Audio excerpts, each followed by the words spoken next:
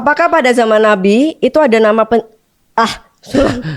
Apakah zaman Nabi ada yang namanya penyakit mental seperti depresi, ADHD, dan solusi penyembuhannya itu seperti gimana? Karena saya belum pernah mendengar hal ini terkait Islam. Oke. Sebenarnya seharusnya ada dari sepanjang peradaban manusia. Menurut gua harusnya ada. Cuma kan namanya di dunia medis itu penamaannya tuh muncul setiap ada discovery. Jadi dari dulu mungkin ada tapi nggak ada namanya gitu loh. Nggak tahu ini bahwa ADHD, nggak tahu ini bahwa depresi gitu loh. Kalau menurut gua sih gitu. Kayak orang tua suka bilang, di zaman gue nggak ada depresi-depresi gitu.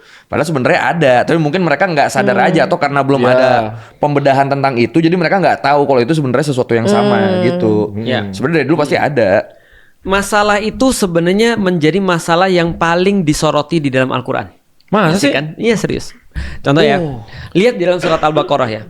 Kerennya Islam itu adalah yang pertama disoroti bukan masalah fisik, tapi masalah mental. Ingat gak kita pernah bahas? Dan akhirnya rame tuh di Instagram.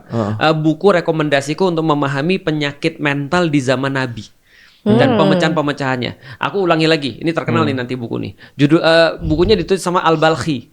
Jadi tentang pedoman pengatasan penyakit-penyakit mental dengan cara Rasulullah. Karena gini cerita, aku cerita Al-Quran dulu ya.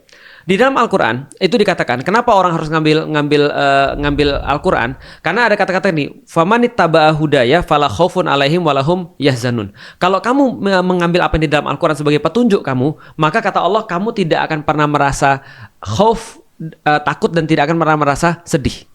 Takut dan sedih ini penyakit fisik atau penyakit mental?